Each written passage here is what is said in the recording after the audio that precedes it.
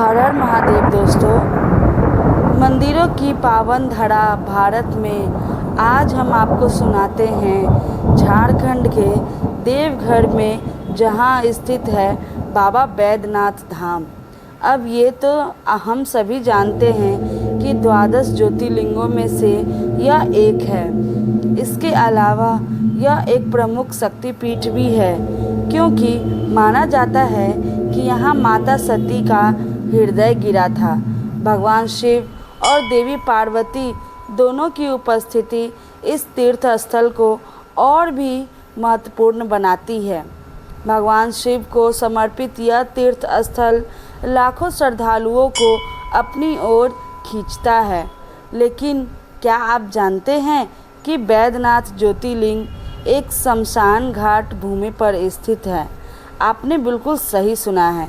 इस मंदिर के पीछे छुपे हैं कुछ ऐसे अनोखे रहस्य, ऐसे चमत्कार जिसे सुनकर आप दंग रह जाएंगे। कहा जाता है कि देवघर की एक झलक पाने के लिए भक्त दूर दूर से आते हैं, मगर क्या वजह है इसकी, क्या है वह रहस्य, क्या बनाता है इसे खास, और क्या है वह रहस्य जो इसे और भी ज़्यादा खास बनाता है। और अगर आप बैद्यनाथ के रहस्यों की नहीं जानते हैं तो इस वीडियो को अंत तक ज़रूर देखिए। वीडियो की शुरुआत करने से पहले अनुरोध है कि कमेंट बॉक्स में जय बाबा बैद्यनाथ ज़रूर लिखें। बाबा बैद्यनाथ का यह मंदिर झारखंड में जसीडीह में स्थित है। यह तीर्थ देवघर के रूप में विख्यात है। बैद्यनाथ धाम अत्यंत प्राचीन ज्योतिर्लिंगों में से एक है, जो प्राचीन काल विद्यमान है। इस ज्योतिर्लिंग में नौवां ज्योतिर्लिंग कहा जाता है। इस ज्योतिर्लिंग की कथा बहुत ही रोचक है। शिव पुराण में इसके बारे में एक कथा वर्णित है। शिव पुराण के अनुसार लंकापति रावण ने भगवान शिव को प्रसन्न करने के लिए कैलाश पर्वत पर जाकर घोर तपस्या की, परंतु शिव जी नहीं प्रसन्न हुए थे।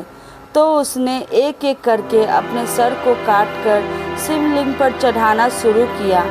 जब रावण ने 9वें सिर को चढ़ा दिया और 10वां सिर काट के चढ़ाने ही वाला था, तब देवों के देव महादेव रावण के अटूट भक्ति को देखकर प्रसन्न हो गए, रावण के सामने प्रकट हो गए और उन्होंने रावण के 10 सिर को जोड़ दिया और वरदान मांगने को कहा। रावण ने प्रार्थना करते हुए वर मांगा कि वे उसके साथ लंका में अस्थायी रूप से वास करे। साथ ही उनसे यह भी वरदान मांगा कि भगवान का सबसे बड़ा भक्त बन जाए। भगवान शिव ने रावण की प्रार्थना स्वीकार कर ली और एक शर्त रखी। उन्होंने कहा कि ज्योतिर्लिंग के रूप में मैं वहां जाऊंगा। लेकिन भगवान शिव ने रावण को यह चेतावनी दी कि अगर रास्ते में शिवलिंग जहाँ रखेगा वहीं स्थायी रूप से स्थापित हो जाएगा। और ऐसा ही हुआ। रावण भगवान शिव की कृपा से प्रसन्न होकर ज्योतिर्लिंग को लेकर लंका की ओर चल पड़ा। लेकिन देवतागण नहीं चाहते थे कि भगवान शिव दानवों के राज्य लंका में स्थापित हो। देवताओं ने अपनी योग्य शक्ति उपयोग करते हुए रावण के पेट में तीव्र दर्द पैदा कर दिया, जिसके कारण उसे लघुशंका के लिए उसे धरती पर उतरने पर मजबूर होना पड़ा। इसलिए उसे भगवान विष्णु ने, जो वहाँ मौजूद ग्वाला के रूप धारण किए हुए थे, रावण ने उनसे अनुरोध किया कि वह थोड़ी देर उस शिवलिंग को अपने हाथों में पकड़ कर रखे, जब तक वो लघुशंका करके वापस न आ जाए। वास्तव में वरुण देव जल के देवता रावण के पेट में प्रवेश कर गए थे, जिसके कारण वह अनियंत्रित रूप से मूत्र त्याग करने लगा कि उसे विशाल तालाब बन गया। यह तालाब जो रावण के मूत्र से बना हुआ है, वो आज भी बाबा बैद्यनाथ धाम में मूल रूप से स्थित है। वहाँ आज भी रावण तालाब के नाम से जाना जाता है। दोस्तों, क्या आप जानते हैं यह तालाब देखा है? तो कमेंट करके हमें ज़रूर बताइए। इसी बीच ग्वाल बालक बने भगवान विष्णु ने शिवलिंग को भूमि पर ही रख दिया। यह ज्योतिर्लिंग बाबा बैद्यनाथ धाम के नाम से प्रसिद्ध हुआ। वापस आने पर बलशाली रावण ने शिवलिंग को उठाने का बहुत प्रयत्न किया, पर वह तो धरती की गहराई में स्थापित हो चुका था। हताश रावण ने सभी तीर्थों की मिट्टी और पवित्र नदियों के जल को शिव गंगा सरोवर में इकट्ठा कर शिवलिंग का अभिषेक कर नतमस्तक होकर शिवलिंग को प्रणाम किया, परंतु शिवलिंग को लंका नहीं ले जा सका। पाने की निराश होकर शिवलिंग को अपने अंगूठे से दबाकर लंका की ओर चला गया, जिसके कारण यह शिवलिंग 11 उंगल ऊंचा है और अपने आधार से थोड़ा ऊपर उठा हुआ है। इसलिए शिवलिंग पर आज भी रावण के अंगूठे का निशान देखा जा सकता है। दोस्तों, कहा जाता है कि रावण शिवलिंग की पूजा अर्चना करके लौटते समय अपने भाई से छीनी गई चंद्रकांत मणि को भी वहीं छोड़ दिया था। इस रहस्यमय चमत्कारी मणि की विशेषता यही है कि जैसे ही चंद्रमा की रोशनी से आता है तो मणि से जल टपकने लगता है, जिसमें औषधीय गुण होते हैं। लोगों को दावा है कि चंद्रकांत मणि इसी मंदिर की खुदाई के समय प्राप्त हुआ था। बताया जाता है कि बैद्यनाथ मंदिर में 2 चमत्कारी चंद्रकांत। यह धारणा है कि त्रेता युग में लंकापुरी में प्रवेश द्वार पर भी पंचशूल लगा था, जिसे केवल रावण ही भेद पाता था। देवघर में स्थित पंचशूल को लेकर बड़ी आस्था है।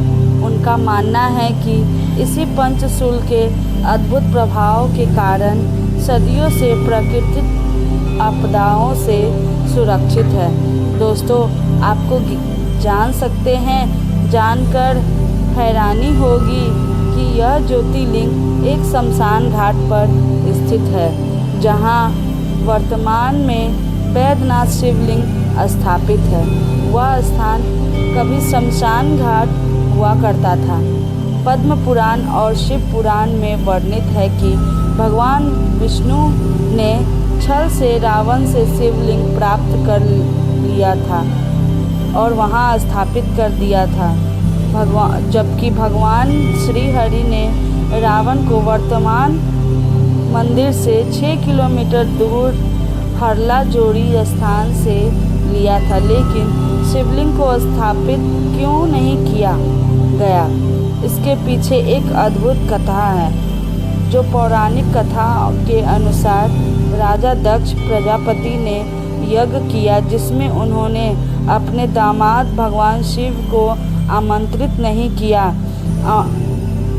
अपमानित महसूस करते हुए माता सती ने यज्ञ स्थल पे ही आत्मदाह कर दिया। दुखी होकर और क्रोध होकर भगवान शिव ने सती के मृत शरीर को उठा लिया और तांडव नृत्य करना शुरू कर दिया। शिव को शांत करने के लिए भगवान विष्णु ने चक्र से सती के 51 टुकड़े में विभाजित कर दिया था और माना जाता है कि माता सती के हृदय मौजूद शिवलिंग के जगह पे ही गिरा था।